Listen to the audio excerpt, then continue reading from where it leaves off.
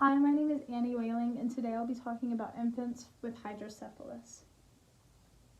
So hydrocephalus gets its name from the Greek translation hydro meaning water and cephalus meaning head. And this is a condition where there is excess fluid found in the brain. The fluid found in the brain is cerebrospinal fluid, otherwise known as CSF.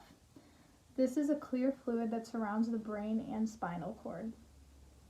In this condition, what happens is that the excess amount of fluid can cause the widening of ventricles, which are spaces in your brain, and the widening of these ventricles can create pressure on brain tissue.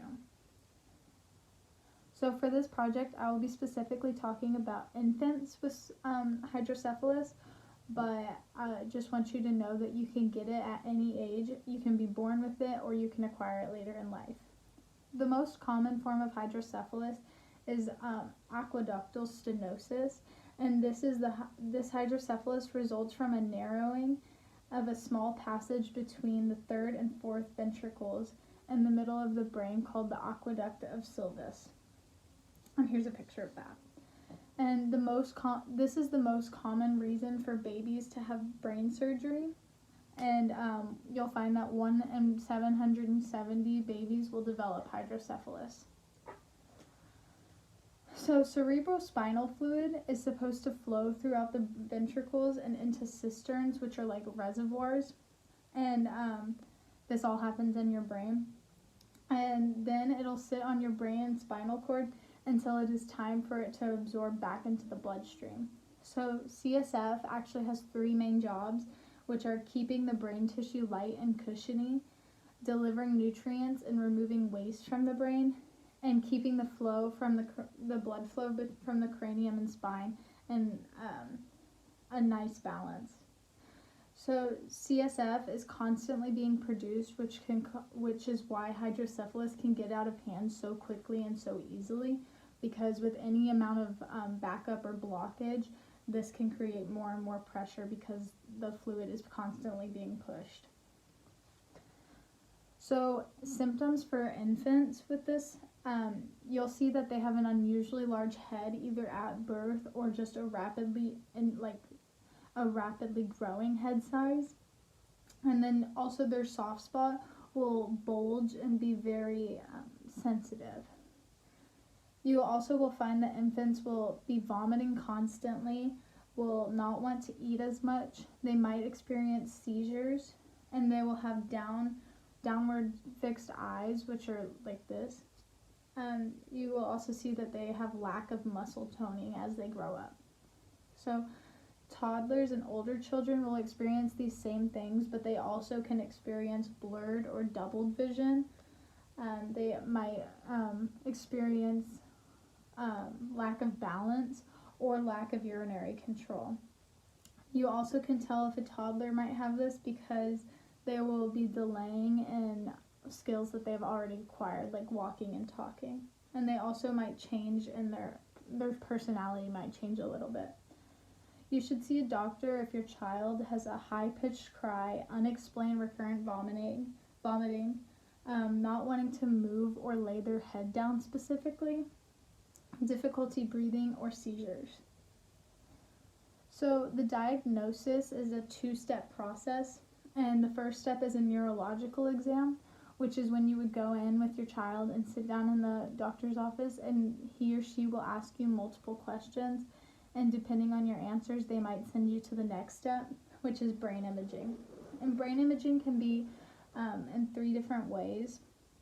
So there's ultrasounds, MRIs, and CT scans. And ultrasounds are the most common, especially for patients this young, because they don't require you to sit still for a very long period of time, whereas MRIs and CT scans, you have to sit very still. And MRIs and CT scans are looked down upon for this age group because some children might need sedatives to keep them calm. CT scans also have a lot more radiation because it is like a stronger picture that you'll be getting, and so that's why they are only used in emergency cases, whereas ultrasounds and MRI scans are used more commonly, but ultrasounds are the most common. So treatment options, I'm going to talk about 2 treatment options today. The first one being the shunt. And the shunt is the most common form of treatment for hydrocephalus patients. This system is typically needed throughout your whole life. Like once you get it, you should have it for the rest of your life and need to come back and have frequent monitoring. So this is a surgical insertion of a drainage system, which I have a picture right here of before and after. And this is where this is a tube with a valve that keeps the CSF flow consistent and in the right direction. And it works. There's one in place in a ventricle and then tunneled under the skin to a place where the CSF can be absorbed more easily. And this is most commonly the abdomen or a heart chamber. The second treatment I will be talking about is the endoscopic third ventriculostomy. This treatment can only be used in certain cases though, and it is where the surgeon will use a small camera to monitor or to record the footage from inside the brain, and then the surgeon will create a hole in the bottom of the ventricle or in between 2 ventricles, and this will create a pathway for CSF to flow out of the brain, and I have a picture of that inserted as well. So your care team might look a little different depending on where you go, but this is what a typical care team might look like. Your child will be provided with a developmental therapist, which will make sure that they are acting age-appropriate, like having age-appropriate behaviors or getting the social skills they need at their age and many other things. You'll be provided a mental health provider, which will just make sure that your child is doing okay. This is kind of like a therapist for your child because this can be a really scary process, so they will need someone just to talk things through with, and it not always is the best to have your parent just as your therapist. You should have professionals as well.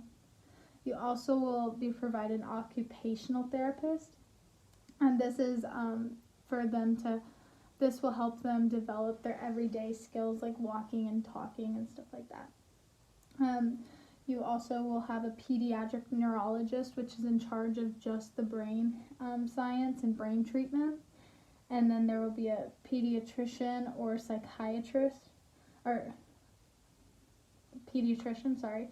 And this is in charge of your treatment plan and just your doctor in general. And you'll be provided a social worker, which is in charge of making sure that the family is finding the services needed and easy access to services, and making sure that the family is ready for big transitions. And then also you can be provided a special education teacher, which is for a child that needs extra help because they fell behind in school or because they are having difficulty understanding certain things. So sources for the child to look at, the first one I put in was a book for a child and a parent to read together. And it's called All About Me and My Shunt by Terry Rice Bellish. And this is a book told from a patient's point of view. And it just makes the child feel like they can go to school and not be ashamed of having a condition. And it makes them feel that, or it makes them know that this is very common and that every kid has something, you know. And then the second source I put in is a coloring book for a young child to do on their own. And this is a coloring book of a dog that has hydrocephalus. And it talks about the different ways the dog copes with hydrocephalus, but really it just subliminally puts it in their mind that it's okay to have a condition, and it doesn't make you any less. Sources for the parents to look at. The first book I put in was Hydrocephalus, A Guide for Patients, Families, and Friends by Chuck Tuperick. And this does a great job of displaying helpful tips and making sure that you yourself are prepared for what your child is going to endure, and how to make sure your child is prepared for what they're going to endure throughout the time of their condition. Also, I put in a website that specifically talks about how to prepare your child for their shunt treatment. And this is just making sure that you know how to make sure your child is ready for the process and the procedures. So developmental stages, the age group, like I said, I decided to focus on is infants. And infants are ages around 0 to 2 years old, so birth to 2.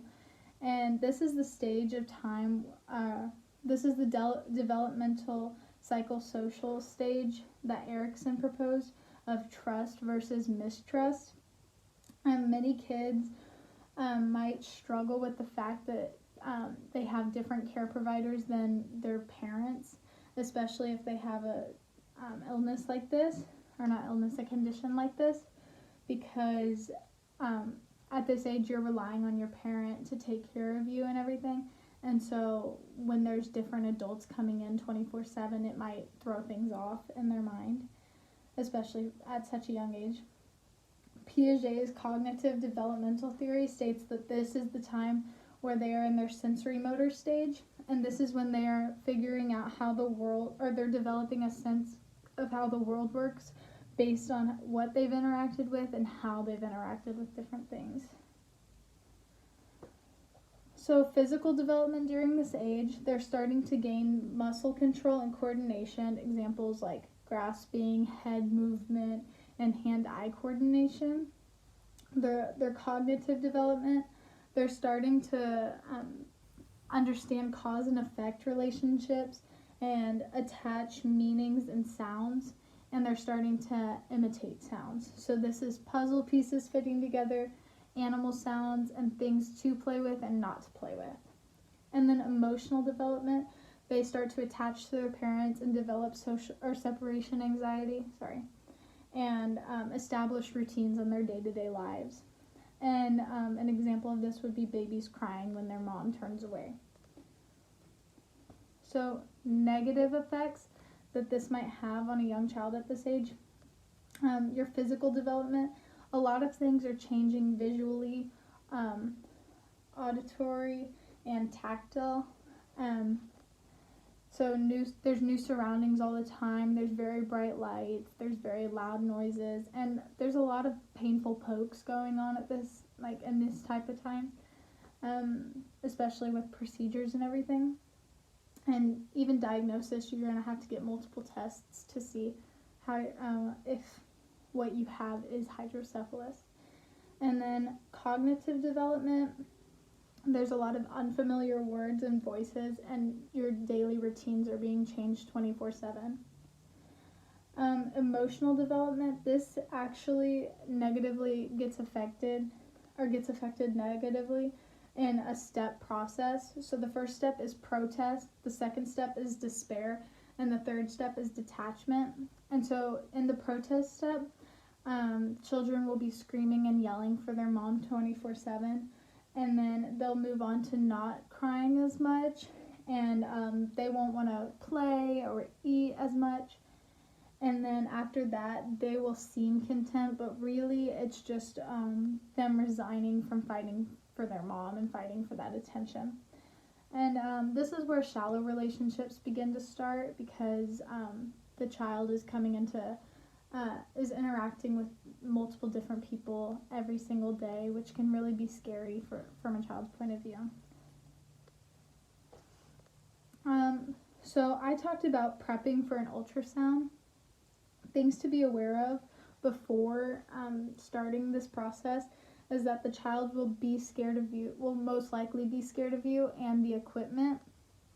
And then the child will have a hard time sitting still, so you'll need to make sure that they are either distracted or have something to do while you're doing this process.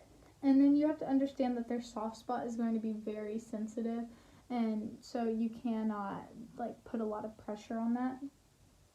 So for the ultrasound, I would make sure that there are toys in reach for the child so they can be distracted by the scary machinery coming their way.